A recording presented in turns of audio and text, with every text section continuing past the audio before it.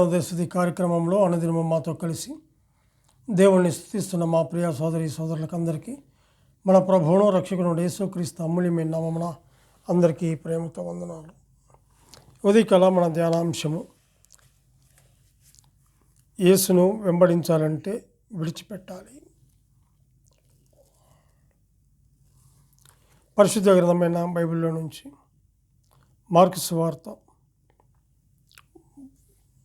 1వ అధ్యాయము, మార్కు సువార్త 1వ అధ్యాయము 16 నుంచి 20 వచనం చదువుకుందాం.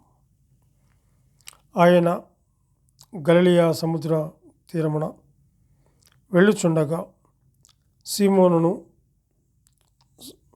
సీమోను సహోదరుడగు అంద్రెయయు సముద్రములో వలవేయుట చూచెను.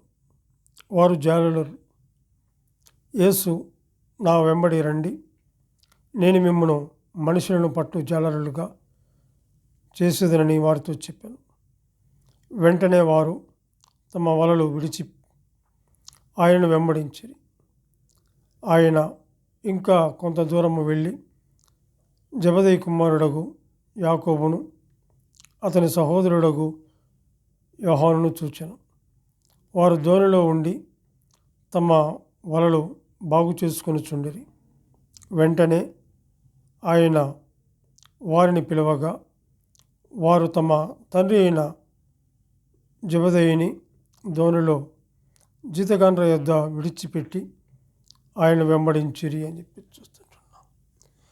ఉదయకాల వేళలో అనుదిన కార్యక్రమంలో ఇలాగూ ఆయన సన్నిధిలో చేరి ఆయన స్తుతించి గణపరిచే భాగ్యాన్ని దేవాతి దేవుడు మనకు అనుగ్రహించాడు.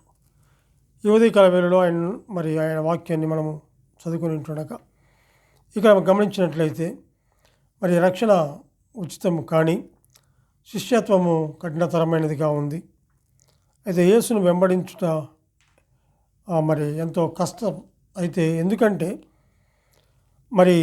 ఆయన వెంబడించాలంటే ఆయన మనకు ఒక మాదిరి ఉంచిపోయాడు. ఆయనలాగా మనము నిలకడగా ఉండాలి, విశ్వాస జీవితాన్ని కాపాడుకోవాలి. అంతేకాదు కానీ అప్పుడు అక్కడ ఉన్నటువంటి ఆ చేపలు పట్టే వారిని కూడా చూసి పిలిచిన వాడుగా మనం చూస్తుంటున్నాం. యేసుక్రీస్తు ఆ జాలరులైన సీమోనును అతని సహోదరుడు అంద్రెయను జెబెదయి కుమారులను నా వెంబడి రండి అని పిలిచాడు. పిలిచినవాడు నమ్మదగిన వాడు, గొప్పవాడు. ప్రభువు పిలిచిన ఆ పిలుపుకు వారు లోబడ్డారు. లోబడి ప్రభువును వెంబడించినట్లుగా మనం చూస్తుంటున్నాం. ప్రభువును వెంబడించుటకు కొన్ని వారు వదిలిపెట్టారు. ఏం వదిలిపెట్టారు అంటే తమ వృత్తిని వదిలిపెట్టారు. 18వ వచనంలో మనం గమనించినట్లయితే వెంటనే వారు తమ వలలు విడిచి ఆయన వెంబడించిరి అని చెప్పి చూస్తుంటున్నాం. వెంటనే నా వెంబడి రండి, నేను మిమ్మల్ని మనుషులను పట్టు జాలనుగా చేసేదని వారితో చెప్పిన వెంటనే 18వ వచనంలో వెంటనే మాట చూస్తుంటున్నాం. వెంటనే వారు తమ వలలు విడిచి ఆయనను వెంబడించిరి. తమ వృత్తిని విడిచిపెట్టిన వారుగా చూస్తుంటున్నాం. యేసుని వెంబడించాలంటే ఆ వృత్తి అంటే వారు చేపల జాలరులు కాబట్టి వారు వాటిని వదిలిపెట్టి మీరు రండి, నేను మనుషులను పట్టే జాలరులుగా మిమ్మల్ని చేస్తాను అని చెప్పినప్పుడు తమ వృత్తిని విడిచిపెట్టిన వారుగా ఉంటున్నారు. యేసు పిలువగానే సీమోను మరియు అతని సహోదరుడు తమ వలలు విడిచిపెట్టి ప్రభువును వెంబడించారు. చేపలు పట్టుటకు వలలే వారికి ఆధారం అయినా కానీ వాటిని వదులుకున్నారు. వాటిని వదులుకున్నట్లుగా మనం చూస్తుంటున్నాం. ఇక్కడ మనం గమనించినట్లయితే ఇదే మార్కు సువార్త 2వ అధ్యాయము 13-14 వచనాల్లో కూడా మనం గమనించినట్లయితే ఆయన సముద్ర తీరమున మరలా నడిచిపోవచ్చుండెను. జనులందరూ ఆయన ఎదుకు రాగా ఆయన వారికి బోధించెను. 14వ వచనంలో ఆయన మార్గమున వెళ్ళుచు సుంకపు మెట్టునొద్ద కూర్చున్న అల్ఫయి కుమారుడకు లేవిని చూచి నన్ను వెంబడించమని అతనితో చెప్పగా అతడు లేచి ఆయనను వెంబడించను. ఇక్కడ కూడా వెంబడించను అనే మాట మనం చూస్తుంటున్నాం. బోధించాడు వారికి. అంతేకాదు ఆయన ఆయన మార్గమున వెళ్ళుచు సుంకపు మెట్టు వద్ద కూర్చున్న అల్ఫై కుమారుడు లేవిని చూచిన దేవుడు నమ్మదగిన వాడు. అంతేకాదు అతడు నువ్వు లేచి ఏమంటున్నాడు, నన్ను వెంబడించమని అతనితో చెప్పగా అతడు లేచి అతని వెంబడించను అని చెప్పేసి చూస్తుంటున్నాం. మరి ప్రభు పిలుపుకు లోబడిన వాడుగా, మరి జీవన ఆధారం విడిచిపెట్టి పరిపూర్ణంగా ఆయన మీద ఆధారపడి అలానే ఆశ కలిగిన వాడుగా మనం చూస్తుంటున్నాం. ప్రభు అల్ఫై కుమారుడు లేవిని చూచి నన్ను వెంబడించమని చెప్పినప్పుడు లేవి తన ఉద్యోగమును విడిచిపెట్టి మరి ప్రభువును వెంబడించిన వాడుగా మనం చూస్తుంటున్నాం. అక్కడ 20వ వచనంలో మార్కు సువార్త 1వ అధ్యాయం 20వ వచనం కూడా చూస్తే, వెంటనే ఆయన వారిని పిలవగా వారు తమ తండ్రి అయిన జెబెదయిని దోణిలో జీతగాండ్ర యొద్ద విడిచిపెట్టి ఆయన వెంబడించిరి అని చెప్పి చూస్తుంటున్నాం. ఇక్కడ గమనిస్తే తన కుటుంబాన్ని అంటే తండ్రిని విడిచిపెట్టినట్లుగా చూస్తుంటున్నాం. యేసు పిలవగానే జెబెదయి కుమారుడుకు తమ తండ్రిని విడిచిపెట్టి ప్రభువును వెంబడించారు. ప్రభు ఈ విషయంలో ఖచ్చితంగా చెప్పాడు, ఆయన రాజీ పడలేదు. కానీ లూకాసు వార్త 14వ అధ్యాయము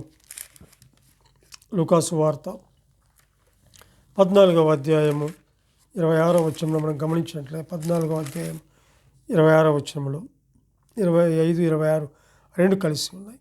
బహు జనసమూహములు ఆయనతో కూడా వెళుచున్నప్పుడు ఆయన వారి తట్టు తిరిగి, ఎవడైనను నా యొద్దకు వచ్చి తన తండ్రిని, తల్లిని, భార్యను, పిల్లలను, అన్నదమ్ములను, అక్కచెల్లెలను, తన ప్రాణమును సహా ద్వేషింపకుంటే వాడు నా శిష్యుడు కానేరడు అని చెప్పేసి చూస్తున్నాడు.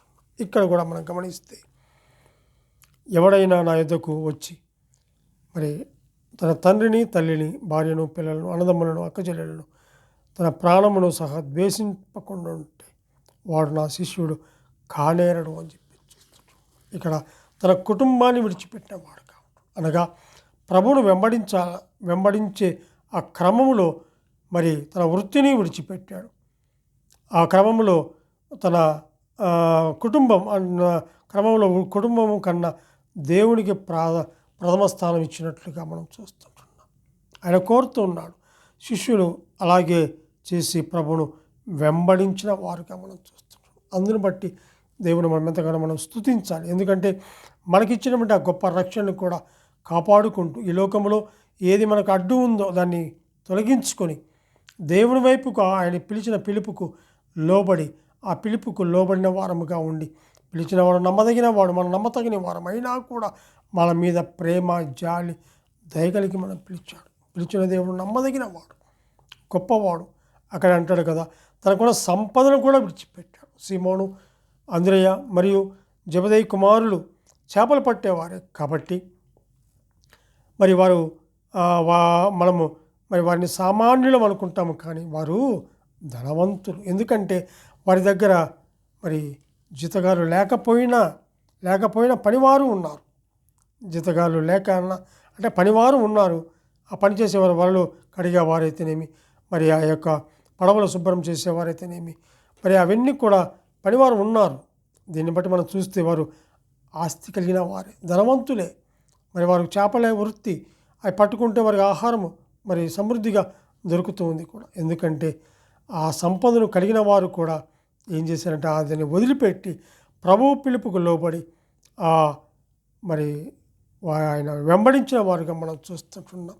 సంపదను విడిచిపెట్టారు. సంపద విడిచిపెట్టమంటే అది సామాన్యమైన విషయం కాదు. కానీ దేవుని పని నిమిత్తమై, దేవుని పని కొరకై తమ వృత్తిని, కుటుంబాన్ని, మరి అన్నజనులు, అక్కదమ్ములను అందరినీ కూడా విడిచిపెట్టి ప్రభువును వెంబడించిన వారుగా మనం చూస్తూ ఉంటున్నాం. నిత్య జీవం కోరి తన యొద్దకు వచ్చినటువంటి యవనస్తుని కూడా ఒక మాట చెప్పాడు. మార్కు సువార్త 10వ అధ్యాయంలో మనం చూసాం ఆ మాట. మార్కు సువార్త 10వ అధ్యాయము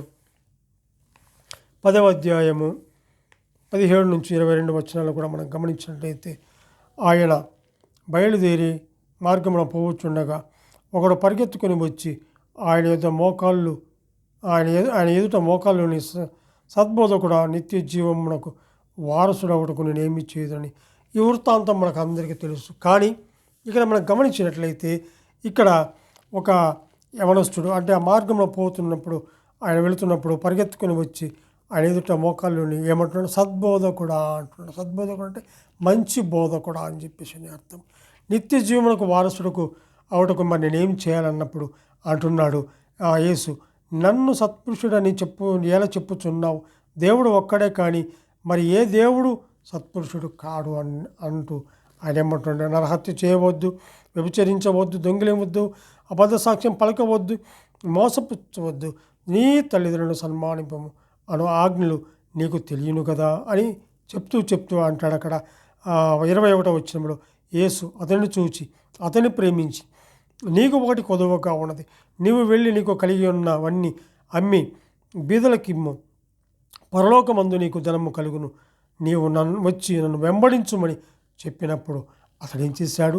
22వ వచనంలో అతడు మిగులు ఆస్తి గలవాడు కనుక ఆ మాటకు ముఖం చిన్నబుచ్చుకొని దుఃఖపడుచు వెళ్ళిపోయాను అని చెప్పి చూస్తుంటున్నాను. దుఃఖపడుచు వెళ్ళిపోయాడు. 23వ వచనం అంటాడు కదా, ఆస్తి గలవారు దేవుని రాజ్యములో ప్రవేశించుట ఎంతో దుర్లభమని తన శిష్యులకు చెప్పినట్లుగా చూస్తూ ఉంటున్నాం. కాబట్టి ఇక్కడ గమనించినట్లయితే తమ సంపదను విడిచిపెట్టాడు, తమ వృత్తిని విడిచిపెట్టాడు, తన కుటుంబాన్ని విడిచిపెట్టిన వారుగా మనము చూస్తుంటున్నాం. నిత్య జీవము పొందటానికి మరి 100 రెట్లు ప్రతిఫలము పొందుకోవాలంటే ఏం చేయాలి? ఇవన్నీ విడిచిపెట్టిన వాడుగా చూస్తున్నాం. అబ్రహాము విషయంలో కూడా మనం చూస్తాము కదా, అబ్రహామా నువ్వు లేచి నీ దేవుడైన యెహోవాకు పిలిచాడు. అబ్రహామా అని పిలిచినప్పుడు నీవు లేచి నీ దేశం నుండి, నీ బంధువుల యొద్ద నుండి, నీ తండ్రి ఇంటి నుండి బయలుదేరుము అని చెప్పేసి వెంటనే బయలుదేరిన వాడుగా మనం చూస్తుంటున్నాం. అవును, మన జీవితంలో కూడా ఎంతో మనకు అనుగ్రహించాడు దేవుడు. ఇచ్చిన వంటి ఆ రక్షణ మనం కాపాడుకుంటూ దేవునికి మహిమకరంగా మనం జీవించాలి అంటే మనం ఏం చేయాలంటే ఆయన మాటకు లోబడి, ఆయన పిలిచిన పిలుపుకు లోబడి, పేతురు మరి అందరూ వాళ్ళందరూ కూడా వారి యొక్క వృత్తిని, వారి కుటుంబాన్ని, వారి సంపదను కూడా విడిచిపెట్టి దేవుని ఎలాగైతే విడిచిపెట్టారో అలా కూడా మనము ఆయన సన్నిధిలో ఆయన పిలిచినటువంటి పిలుపుకు లోబడి మనము ఆయనకు లోబడి మనం జీవించి మరి ముందుకు సాగిపోవాలి. ఎందుకంటే యాత్రా జీవితంలో మనము మరి పరదేశం యాత్రికులముగా ఉన్నాం. మనకి ఇస్తాడు నమ్మదగిన వాడు, మనం పోషిస్తాడు, పిలిచిన వాడు నమ్మదగిన వాడు, గొప్పవాడుగా ఉంటున్నాడు. మనకిచ్చినటువంటి నిరీక్షణ ఎంతో గొప్పది, మనం పిలిచిన పిలుపు ఎంతో గొప్పది, మనకిచ్చినటువంటి రక్షణ ఎంతో గొప్పది, ఎందరికీ లేని భాగ్యాన్ని దేవుడు మనకు అనుగ్రహించాడు. పాపులమైన మన కొరకు పాపము లేనివాడు పాపరహితుడైనటువంటి అతను పరలోకం నుండి భూలోకానికి మానవునిగా వచ్చి, మధ్యవర్తిగా వచ్చి మన కొరకు నిందను, అవమానమును, తృణీకారమును, గొప్ప హింసను పొంది ఆయన మన కొరకు విమోచన అనుగ్రహించడానికి పరిశుద్ధమైన అమూల్యమైన రక్తాన్ని మన కొరకు కార్చి ఆ ప్రతి పాపము నుండి మనకు విమోచించాడు. మనం విడిపించినటువంటి దేవాతి దేవుణ్ణి స్తుతించి కనపరచవలసిన వారముగా ఉంటున్నాం. దేవుడు కొద్ది లేఖనాన్ని దీవించునుగాక. ప్రార్థన చేసుకుందాం.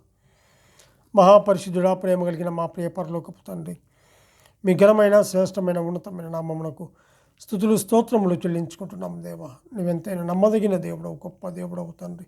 ఉదయకాల వేళలో తండ్రి ప్రభు నీ దివ్యమైన శ్రేష్టమైనటువంటి లేఖనాలను చదువుకొని ధ్యానించే కృపను మీరు మాకు అనుగ్రహించేందుకే స్తోత్రములు చెల్లించుకుంటూ మా రక్షకుడైన యేసుక్రీస్తు అమూల్యమైన నామమున స్తుతులు స్తోత్రములు చెల్లించి ప్రార్థన చేయుచున్నాము తండ్రి. ఆమెన్.